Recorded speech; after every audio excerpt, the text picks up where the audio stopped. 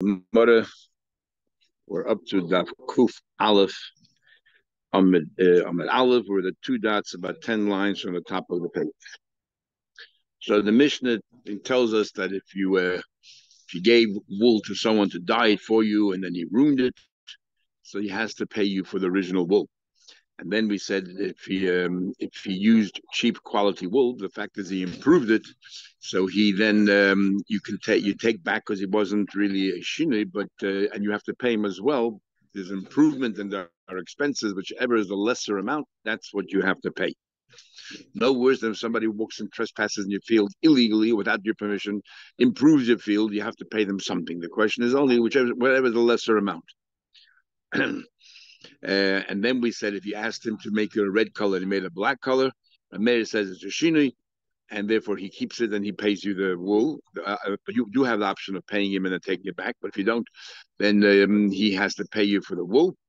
And Rabbi Yehuda says that we penalize the ganef, and he has to, where Rashi lives, and he has to return to you the wool, and then you have to pay. The fact is, a colored piece of wool is more valuable than a non-colored, so then whichever is the lesser amount. Okay. Says the Gemara here, we have a question that the Gemara itself doesn't understand what the purpose is. Chakira. Is it a chakira for the sake of the chakira, or the chakira actually has kind of some kind of a effect on the outcome? The question is as follows: how do we view dye? So I'll just tell you Rashi paraphrasing Gemara's question, but it's not the words of Gemara. Rashi says, "Chazusa milsihi alay milsihi." Appearances, is that real, or is just like a mirage? It's not real. We actually have the same thing in Makkah and other places. Is about water that doesn't have the color of water. It looks like red. Is this legally? Is it still water? Like by a mikveh, does it passel the water? The mikveh for 3 loig in water passes the whole mikveh, but only water. So if you put in there, a mixture of wine, but it's predominantly water, but it's red now. Or dye? How do we view the water? Is the water, or do you say no? It's no longer water, and therefore it doesn't passel the mikveh in 3 loig? So the Gemara's question is, how do we view dye on this wool? That we're in Daf Kuf Aleph, about 12 lines at the top of the page. Do we view the dye sitting on the wool as if it's separate apart from the wool, or do we view the dye as if it became now an integral part of the wool? It's not two separate things. And Gemara will explain. We have a question. Yes, do we view the dye as if it's sitting above the wool, so it's here, it's present? Or do we say it's totally absorbed in the wool? It's part of the wool. There's no dye here per se to say there's dye over here. Says the Gemara, what exactly? What's the difference? Are we talking about a case, and why you're asking this question is the Gozel Samani, a guy went and stole the dye. It wasn't, let's say, in the original it was plants. The dakino, he ground it up. He boiled it up, turned it into a liquid. He now made it into a final dye, and then he used it on one of his clothing. And the question is, can he say to the guy, here, take the dye back from you or not? And that's the question. Whether the dye is still present because you can see it. The moment he took the plants and he transformed it into a liquid dye, he was kind of the shin. There's nothing to give back to the owner. He owes money. No, like the Gozel Samani Shruyin. He stole the dye already in liquid form, and he used it to dye his wool. How do we view that? Yes, Shevach Samanin Al Gabit. Do we say that there is dye sitting there on top of the wool? Because Chazusa, the appearances, is real. And therefore, if he gives back the wool, but we'll soon see if the wool is his own. See the Amrle Havli Samanoi de Shakotino. So the owner of the dye says, "Give me back my dye. I see it. It's there." So he's claiming, "Give me back my dye." It's a problem how to give it to me, but you have to give me back my dye. Say no, it's an integral part of the wool. There's nothing. It's not in existence on its own, and therefore the owner of the dye can't say to the ganef, "Give me back my dye." No, pay me money. That's it. No. We're talking about he stole the liquid form already. We're not talking about if he stole the ingredients, he made a shinny, he doesn't get anything back. Then he just owes the money. Here he stole the liquid form, put it onto his wool. So if we say chazus milsi that the dye is if separate from the wool, so the owner of the dye can say, "Give me back my gzela." And but if you hold that it's not, then you can't. The Gemara asks. We'll see. The Gemara asks all that questions. The Gemara is teasing out what the final point of this whole chakir is. Or the more someone said, well, maybe that one of the dye is not separate from the wool. So the Ganav says to him, leave me alone, I owe you nothing. Now, this line here, I owe you nothing, is hard to understand. The fact that you stole dye, what do you owe nothing? Maybe I don't have to give you back the dye that's in my wool, but I have to pay you. Right away asks, if it's okay, let's say the dye is not sitting on top of the wool. What do you mean? He can say, leave me alone, there's no dye anymore, but you stole dye, you pay me back. You stole from me the dye, you ruined it, give it back to me. Ella Lahagi said, no, this is the question. Let's turn it around the other way. If we say that there is no dye on top of the wool, of course he has to pay. He has to pay whatever he stole. He has to pay whatever he stole. Maybe the dye is sitting above on top of the wool. He tells the owner of the dye, take it. Here, the dye is right here. Shaklinu, take it. So he must have Shaklinu, take it. You asked, but my shakle, how is he going to remove the dye? How's he going to take it back? You want to answer? Tzafun, he uses that chemical we learned before that dye is a shini hachayzer because you can use a certain kind of chemical, like alloy or something, and take it back. Says the Gemara, Tzafun, avure mever hashabale of it. All the chemical does is it destroys, it turns it into somewhere, it runs out, and it disappears. How are you returning? How are you going to be to the midst of Shabbos Exela, returning Exela when you? Yeah, nothing exactly. It'll run out and over the ground. Nothing. Eligmar says, you're right. Let's change the question. Of course, the Ganav has to pay back the dye. You know what we're talking about here? He going to Gozal Tzemer v'Samani. The way we learned till now was he stole the dye and used it on his own clothing. No, I stole your wool and I stole your dye, and now I put the dye into the wool, and you have to give it back to you, right? So I give you back the wool. The question is it considered as if I gave you back the dye as well? Now it's to you, to the balabas, the owner of the wool and the owner of the dye. They both belong to the same person. He used the stolen dye to to color the wool that he stole. And he returned the guys. Okay, right now, Ganav, here, take back the tzemer, the wool. The shaila is as follows. Yes, if you say that the dye is sitting above the wool, then so he's returning it. I gave it back the wool, I gave back the dye. It's right there, it's present, it's be'en. Or do we say, the dye is not sitting on top of the wool, it's absorbed in it. So he returned the wool. It's not the end. So you didn't give back, you still have an outstanding debt. You have to pay for the dye.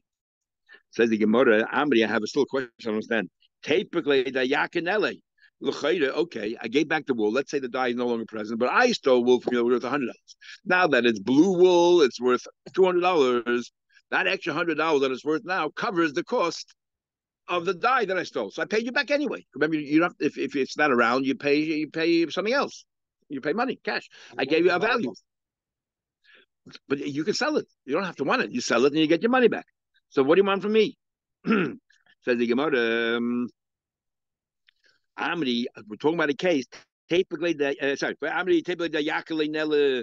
Now it's worth a lot more. So he sort of, even if the dye is not, I'm not returning you the dye, but I'm returning you a much better quality product, and now you can sell it and you'll cover the costs. We're talking about a case here where that particular color, whatever dye, suddenly was devalued, was worth a lot less, and therefore the value now of this blue sweater does not cover the value of the dye that he stole at the time that he stole it. Now, interesting, Rashi learns the dye itself went down in value. Others learn that a colored piece of wool went down in value. So, but what the should is that it doesn't cover it. So if it doesn't cover it, we need to know if the dye is considered sitting on top of the wool, then I return to you the dye. If you tell me the dye is now an integral part of the wool, I didn't return the dye, I still owe you the money for it. The wool is worth enough. No, the wool is not worth enough to cover it because the whole thing was devalued, or the dye was devalued. Does the Gemara? That's one answer. Now, this is a hard one to understand. The guy took the dye and he didn't go ahead and dye a woolen thing so I have a nice red woolen dress or something. He dyed your monkey. He stole your monkey and he dyed your monkey. Now, what benefit is it to the monkey being colored? Absolutely no benefit. So therefore, if the dye is sitting on top of the hair of the monkey, so then I return to you the dye. But if it became eternal pardon, what's your question? But now it's worth more. No, it isn't. Having a red monkey. True. You can always sell them to a zoo because nobody ever saw a red monkey. Rashi has a second shot, but this is the main shot, a monkey. Rashi's second shot is talking about a basket. Again, by a basket, it makes no difference what color it is. The basket is purely a utilitarian thing that you use. Sorry?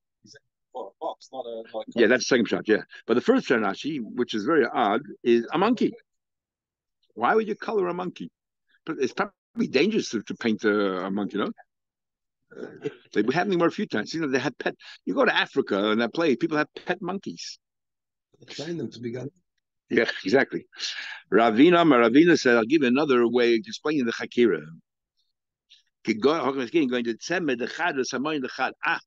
One person, you took the dye and you put it on the wool, but the wool belonged to Ruvain, the dye belonged to Shimon. But you're not the one who painted it. The monkey came, but because Kaif over here is monkey, that's probably why the first shot in the line before is Kaif's monkey as well. The monkey came along, and the monkey decided to go paint it. You trained the monkey to paint.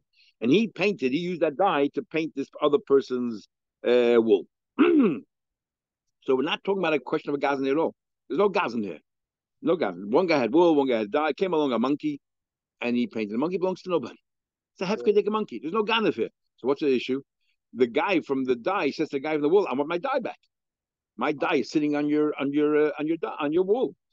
So the question is, Bahanach Samonim, and with these dye, is yes Shevach Samonim Gabzer. Tell me that there is dye sitting there. So the guy, the owner of the dye says to the owner of the tzemmer, "You have my dye, give it back to me." Give me back my dye, it's sitting by you. Give it back to me. It's like disappeared completely. I don't have anything of yours. I the dye that now it's a color, but it's absorbed in it. It's not real anymore. It's not tangible. I owe you nothing. That's the chakira. And yeah, we're more interested in the chakira. They get so excited about it. Anyway, now we'll try to answer. That's it. Appearances is real enough. We say koil madaberech. We say there's no meila and everything because it's not real. Here we're talking about Sunsi by Arlo and all that. But there was something real here. It's not just a view. The fact is, you took dye. It's a Matthias. Yeah, but that's not. That's there's nothing there really. So I get took something away from the process. True, but over here, you took a Matthias of dye and you put it in here, and just it's not. It's for 4 months. So the person itself. There's something appears tangible or not. That's the question. But here to start out something real. So there's nothing real actually. Something with this over here. There's real dye. You see the color, but how do we view that color legally? If you don't see the color, I'm talking about. But somebody see the color, but how do we see it as an independent thing? Tashma. So we're going to bring a few guys to try to resolve that. Now that we finally understand the chakira, we are going to try to resolve. Tashma coming here, Begich, it's over Beklipa Erla. Like Erla, the first of the years, everything becomes, let's say, the shalachs, the peel of nuts or other fruits, where it's also osabachila and osabana. We're not talking about bark because the tree, there's no Erla by the tree. The tree Erla is only by the peiris. So this person used the shells of the peri and to turn it into a dye. So he colored his beged with it. So the question is, what do you do with it? Yidlik. You have to burn the beged. You don't have any anah. Isn't that clear that the dye is a real mitzias? But you have to burn the entire beged. Alma chazus milsi. We see that what the view. Amar Rava hanor hanir leinaim osatoid. It's an exception. There's exercise when it comes to Orla that in this, even though generally speaking, maybe it's not. Maybe chazus alam milsi. But over here, the Torah said that Orla is forbidden not only to eat the fruit and have anah, but also even its appearance. How do we see that? The Tanya we learn. It says, it says in the pasuk a number of times. It says the word areim. It says in the pasuk that you plant a fruit tree. It says ba'arabutum or loss. It says twice earlier, and then 3 years you shouldn't eat it. Areilim lo yachlu. Again, so 3 times areilim. So we said, ainly allowed to eat it. From this arla. You shouldn't use it to dye things. You shouldn't use it to light a candle. It says three times in total. As period and says the rabbis is cool. You have three times of elim. Each one is adding one thing. One is obviously eating hana, and you shouldn't dye or use it to light.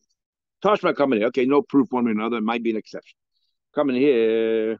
Beged shetzvoi beklipe shviz. If you have a beged and you dyed it now with the sholach with the peel of fruits of shmita, which is the same thing, you're not allowed to. With the fruits of shmita, you have an additional halach. You're not allowed to sell it. You're only la'achla. You're allowed to eat it. You're not allowed to turn it, sell it to make money on it. And again, we're not talking about the trees because the trees is not asur and shmita. The reason why trees are not asur and shmita is because we're going to learn that it has to be similar to food with the hana and the beer happen at the same time. When do you enjoy food? While you're consuming it. You're destroying the food while you're having a no. So anything else which you're destroying, the destruction is taking place at the same time that you have benefit from it, that falls under the banner of Shemitah. But trees, wood, you don't have hana from now. You burn it. Most wood, you turn it into coal. And therefore, when does it turn to coal? After it was destroyed already. So the hana and the beer are not in tandem. They're not concurrent, and that's why there's no shmita by tree. So what we say over here that we're talking about a discussion there about the peel, we're talking about the peel of the fruits, not the peel of the trees. Okay. The din is yidlik. You're not allowed to have any benefit of it, you have to burn it. Clearly again, the chazus and milsi, that even just appearance is real. So anymore, shiny hossam again. The pasuk said, Omakra, it says in the pasuk over there, it says tia. It says that for your animals and everything else that's in your land, tia kol should be to consume. And we learn from there that as long as the animal can eat, you can have it in your house. The moment that this is no longer available in the field for your animals to eat, you have to destroy it. And the big machlek is Rambam, Rashi, and others, whether when we say destroy it means that you have to actually burn it or just not use it anymore, you're not allowed to eat from it anymore. But what do you call it? So it says it clearly, that wherever it is, the way it is, that you're not. It has to be in its original form. You're not allowed. You have to get rid of it if it's not in the what do you call it? In its original state. And so whatever you do with it, it still has the same status. So therefore, even though you use the dye in a shirt or in a material, it still retains its original whatever the din is. And therefore, if it's food, you have to burn it. It comes as man beer. So again, Orla is an exception. Shemitah is an exception. So you cannot bring a proof from here that dye is real and that and that in the case that the ganef has to give it back or whatever. Rabbi has a question. So now, in one place we learned regarding this very concept. In one place in the Mishnah we learned beged shetzroi beklipe Orla. In one place it says that if you colored a beged, you dyed it with the shalach with the peels from Orla, you have to burn it, which means alma chazus. We see clearly about it's real. You have to get rid of it when it comes to man of beer. Whatever time of Shemitah is no longer available in the field, you have to get rid of it. You have to get rid of it as well. Another place it says that else we learned. We know the concept of oil. That if, let's say, there are things inside a house under sharing a roof with a corpse, that everything inside that house becomes tummy. If there's a limb there, it becomes tummy. What about there's just blood? So we said if you have a revius of blood.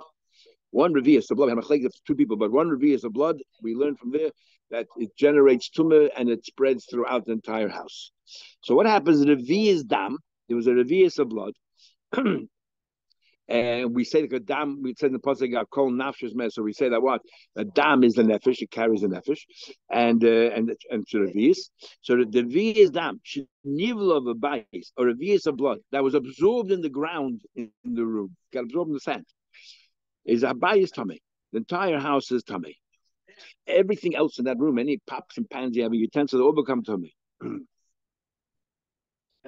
don't mean the house itself, because it means the loose items that are inside this room. And that's one place. Yeah, the another place says Abayis tar. The very same situation. It says the house is tar. How can it be? One place says the house. What are they arguing? Please. The kalim that have the mikara, those kalim that were there before the blood entered the house, and then the blood got absorbed in the ground for a second or two, whatever it is, before the entire blood got absorbed in the ground. already became tummy, so they remain tummy. That's what it says tummy. But any kalim you brought into the house after it got absorbed in the ground, even though you can see the stain on the ground, you can see where the blood is, but because now it's not a separate entity, it's part of the ground, they don't become tummy. Okay, let's continue. So we see already here that if even though you can see the blood, but it's not real. Furthermore, it says nivla bixus. Let's say the blood got absorbed in a garment. Ryan, we then assess. If you launder that garment, and comes out of this beggar, a revius of blood. So we know there was a revius of blood. And the only way that's possible is before it was a bit more than a revius, and then so revius comes out. Then Tamea. If you bring this garment, if you brought this garment into the house, there was a revius of blood there, and it generates tumor throughout the house. The imla, but if not, is a toilet. It is toilet. The house is toilet. Why? Because there was never a revius blood there. Because when it got absorbed in the garment, it was less than the revius. Obviously, the garment itself is tamei because a revius of blood went into the garment. But if you cannot produce a revius blood to come out, then we say that the does not generate tumor into the rest of the house. But what do we see from there? What? Here we see that even though you see a revius of blood, you see it, but because you cannot squeeze it out of the beged, a revius enters. But if you cannot squeeze a revius out of the beged, we say, well, it's not tummy. But you can see it. The entire beged, you can see the red is all over. It doesn't matter. So we see from this place here, this brisa, that a revius dam, that chazuz lab milsi. Stira by Erla, we said if you see the Erla, you dyed it with klipa Erla, you have to destroy it. And here by blood, we say that if you see it, if you see the what do you call the blood, if you cannot squeeze out a full revius, it doesn't matter. What's going on here? We're talking about here a blood that's only usher midrabanan.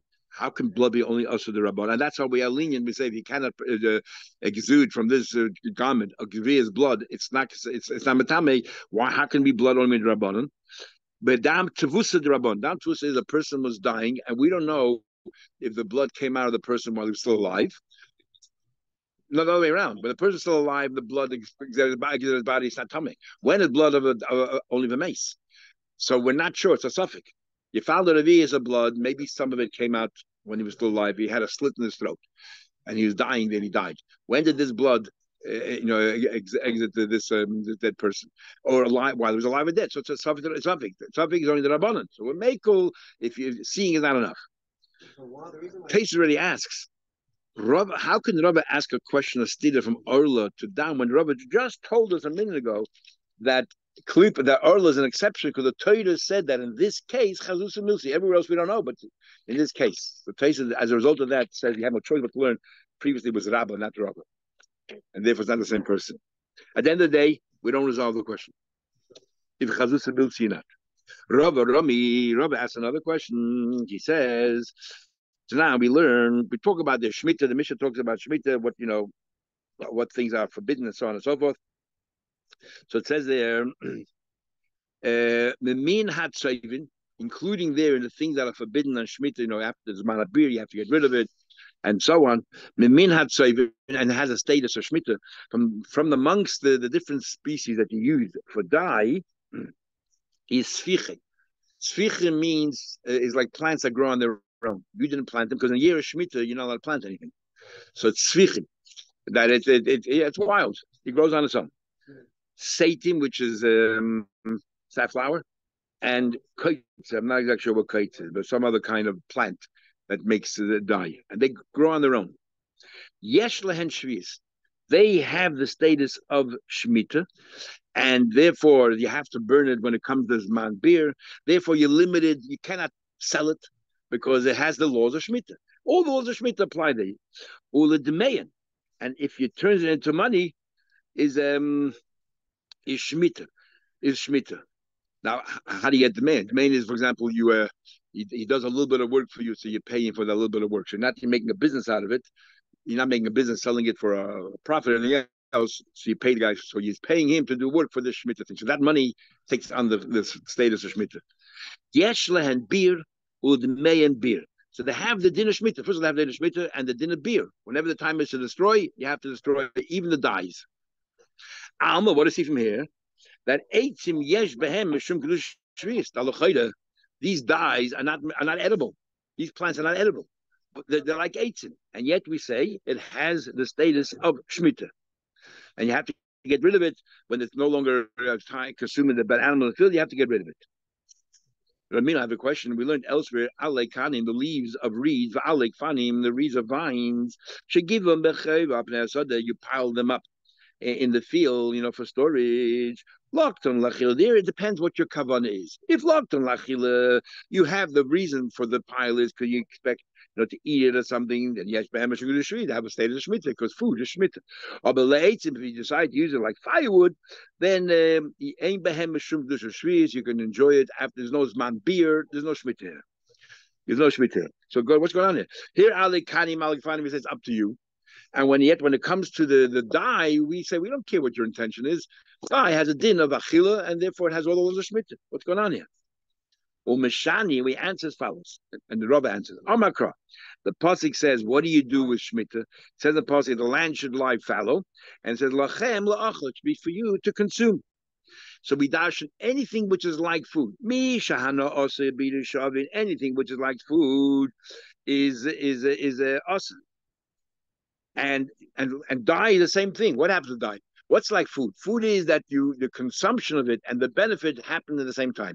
Dye, when you take that plant and you put it in boiling water to turn it into a liquid, that's when it gets ruined, and that's when it became dye. So the hana and the beer is the same. But when it comes to wood, most wood, even though some are used for logs, for firewood, but most wood is used to turn into coal. When do you have benefit from it? After it was destroyed. The hana and the beer are not at the same time.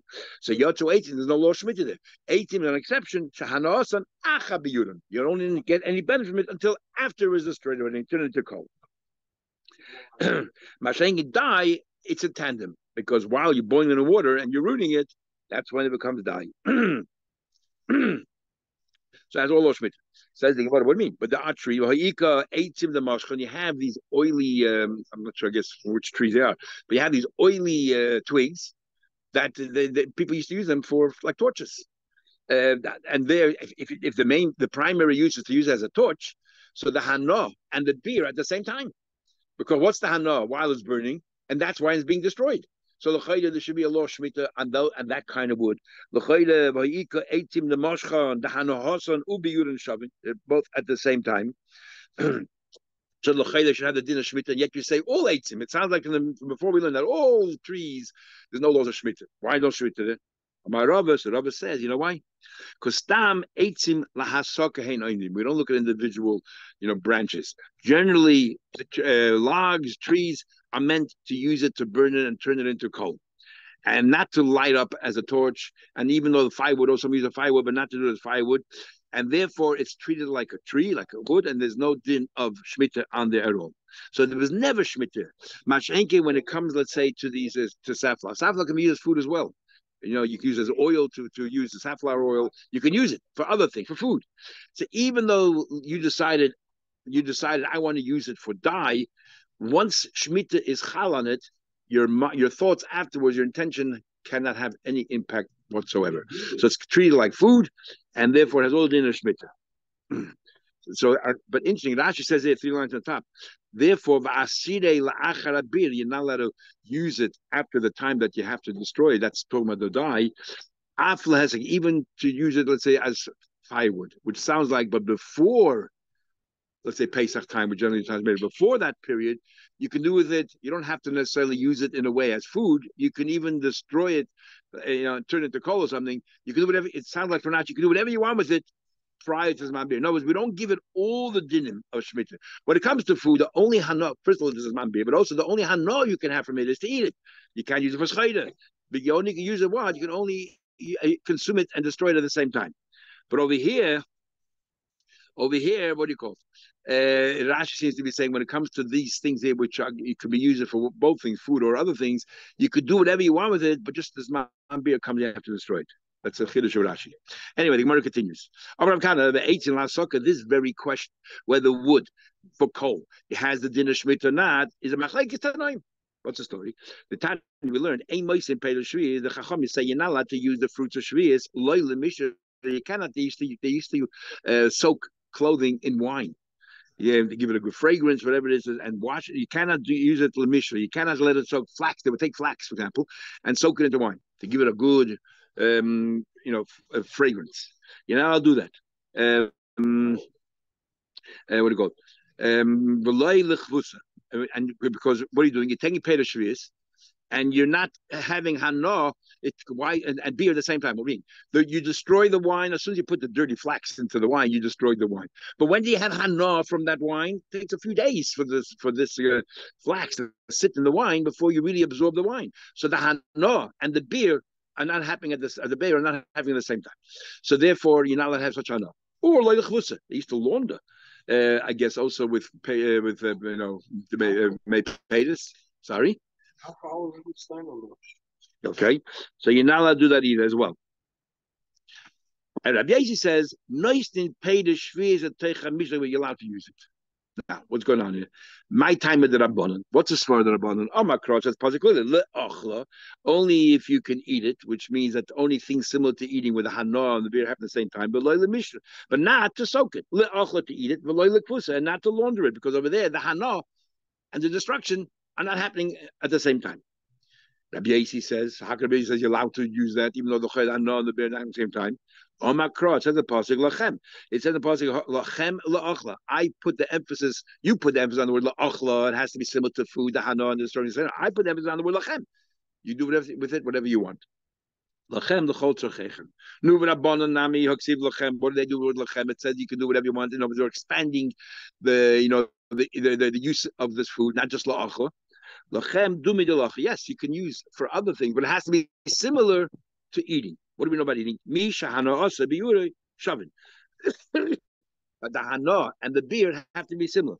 Yatsu, and the exception is the hana there takes place after the beer. Since be'etzem, these are fruits. Once shmita is chal on it, you have to follow these rules. But when it comes to trees, shmita was never chal on it, because its primary use of trees always was to turn it into, what do you use trees for? Not to eat the tree itself, the trunk, is to turn it into to coal. So therefore, the chatchila shmita never chal. And if you have a thought afterwards to do something different, it doesn't matter.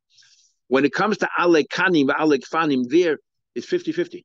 Some people use it for food, and some people use it for things. That's why that's the only exception. That it depends what we said before, what the purpose is. Then the din is like food, and if then it's a firewood, like that, because that's only 50. Everything else, the primary use of trees is for coal. The primary use of fruits is to eat. So if you want to launder in it or wash in it, it has to follow those rules. Doesn't fit those rules. That's a chachamim. It says it doesn't have to be similar to food. I need for something else. It doesn't have to be similar to food. I expanded. I hold that you can use it. You can use it. Put a potatoes, in there and so on and so. You can soak and launder and all that. So what do I do with la'achla? What's it trying to say? Achla nabot. The time la'achla v'loylim malugma. You cannot use it for a medicine. You cannot use it for a medicine because that's not considered food at all. You have to ask a question. If you're gonna, so we have a ribi lachem, and we have something an exclusionary tone, which is a word which is la'achla. So why do you decide to exclude medicine but include laundering? Don't you think medicine is, in a way, is closer to eating than using it for laundering? So if you eat all the way around, you should exclude laundering and soaking and include medicine. I because I include laundering. Why did you deem it? What possible logic is there? We're going to include kavusa, and we're going to exclude malugma. You know why I include kavusa? That's the key. Everybody has to launder, and because everybody has to launder, therefore we say that probably that's a mutter on the year Shemitah. But medicine is only a person who's sick, and therefore the Torah excludes something. I'd rather exclude something which is more unique, because it's not equal to all people, and therefore only sick people need it. The Torah is not excluding that. Says the Gemara, so if so, according to who does it follow? How the time not the brayse? La'achla, you should use the food of shmita to eat. V'loyla malugma, not for medicine. La'achla, use it for food. V'loyla zilu. We had more in the first page of Pesachim. They used to pour wine, very, very good fragrant wine on the sand on the houses if you were wealthy. So they give a good fragrance in the house. You're not allowed to use Shemitah thing for that. The la'achot eat v'loilas mimena afik teviza. They use that to cause you to vomit, to bring up the food. You're not allowed to use it for that, which would that be like medicine as well? Because this follows Rabbi Yasi. Why does it follow Rabbi Yasi? Because these are all things that are unique, that are not shavel chaladim. Who pours wine on the floor? Only a rich person who can afford to take wine and just use it for fragrance. And who uses malugma? Only sick people. Who has to vomit the food? Is only too much. Yeah, not everybody. The ikerabonon, you have to add two more things. Ikanami mishiklusa, they say it's an exception. You're allowed to soak, even though shavel chaladim. Why you're allowed to do that? Because you're not allowed to do that. You're not allowed to soak it because the hana and the beer are not happening at the same time. The hana is after a couple of days sitting there. The beer, as soon as you put it in, you destroy the thing, and therefore you're not allowed to. But the Brisa says you're allowed to. The only thing you're not allowed to do is medicine. You're not allowed to use it for ziluf. That must be Rabbi Yasi. That ends the sugya.